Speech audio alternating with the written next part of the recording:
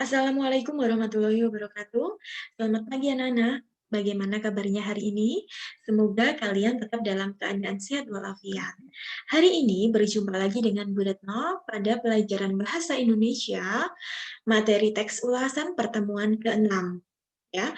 Pertemuan kali ini kita akan membahas teks ulasan yang terakhir. Ya. Setelah itu kita akan melaksanakan penilaian harian teks ulasan dan akan masuk ke bab berikutnya. Silahkan kalian berdoa terlebih dahulu. Pertemuan kemarin, Bu Retno sudah menjelaskan mengenai kaidah kebahasaan teks ulasan. Silahkan kalian buka materinya untuk mereview atau mengulang kembali ya, supaya lebih paham.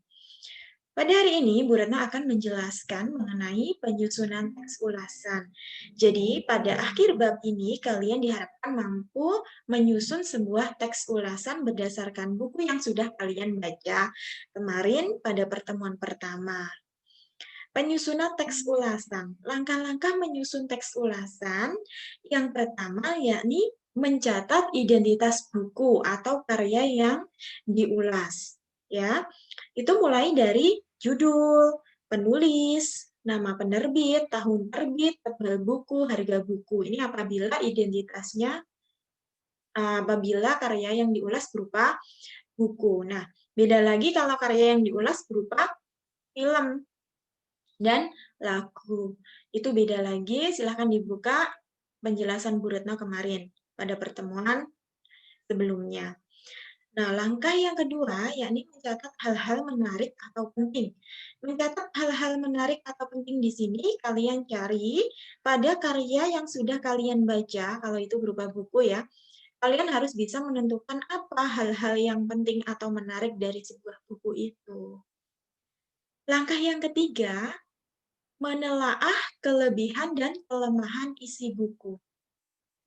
Menelaah kelebihan dan kelemahan isi buku ini nanti masuk ke dalam struktur analisis ya. Kalian bisa mengkritik fisik buku. Kalau itu berupa karya yang diulas berupa buku ya. Mengkritik fisik karya berupa susunan redaksi, desain grafis, pemilihan huruf, ukuran huruf, layout atau perwajahan sampul, dan unsur intrinsik dan ekstrinsik suatu buku itu. Jadi misalkan kalau dalam buku itu huruf yang digunakan terlalu kecil sehingga menyulitkan pembaca, itu juga boleh dimasukkan ke dalam sebuah kelemahan. Misalnya desain grafis atau cover buku menarik karena terdapat tulisan, gambar, dan warna-warna yang mencolok atau warna-warna yang cerah itu juga bisa dimasukkan ke dalam kelebihan buku. Yang keempat, merumuskan simpulan, isi, dan kesan-kesan buku. Dan yang terakhir, membuat saran-saran untuk pembaca. Nah, ini isinya ajakan kepada pembaca untuk membaca atau menonton suatu karya. Biasanya poin kelima ini tercantum pada struktur rekomendasi ya. Jadi kalau kalian menganalisis, kalau kalian mengulas karya berupa buku, jadi nanti kalian cantumkan buku ini cocok dibaca untuk siapa, disebutkan apakah untuk orang tua, atau anak-anak, atau balita, atau remaja, nah itu harus dicantumkan lebih baik. Nah, satu lagi Bu Retno tambahi, dalam penyusunan teks ulasan ini kalian harus memerhatikan struktur teks ulasan. Ingat ya, yang pertama ada identitas karya. Identitas karya itu harus ada di awal sendiri ya, paling atas. Yang kedua, ada orientasi. Yang ketiga, ada sinopsis.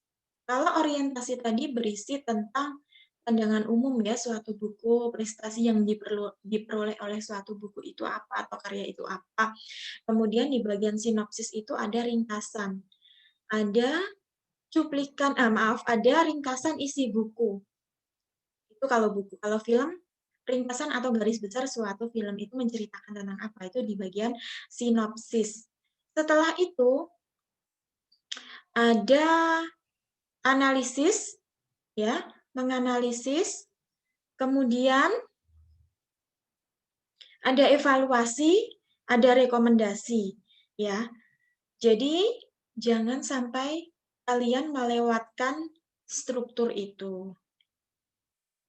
Sampai sini ada yang ditanyakan, apabila kalian belum jelas, boleh sekali bertanya ke Bu Retno. Ya, yang pertama ingat, Bu Retno ulangi lagi, penyusunan teks ulasan, kalian harus memperhatikan strukturnya. Yang pertama harus ada identitas karya. Yang kedua harus ada orientasi. Yang ketiga harus ada sinopsis. Yang keempat harus ada analisis. Ya, analisis unsur intrinsik ataupun ekstrinsik dalam karya itu, buku misalnya. Kemudian harus ada evaluasi. Evaluasi itu berisi kelemahan dan kelebihan suatu karya, dan yang terakhir rekomendasi. Buku itu cocok dibaca untuk siapa? Nah, mengajak pembaca untuk menikmati atau menonton suatu karya. Demikian penjelasan Bu Retno mengenai penyusunan teks ulasan. Nah, ini Bu Retno beri tugas, ya. Buatlah satu teks ulasan dari buku yang telah kalian baca. Bebas dari buku apa saja, boleh dari buku fiksi ataupun non-fiksi, boleh. Teks ulasan ditulis dalam kertas folio bergaris atau kertas HVS juga boleh, atau di buku tulis juga boleh.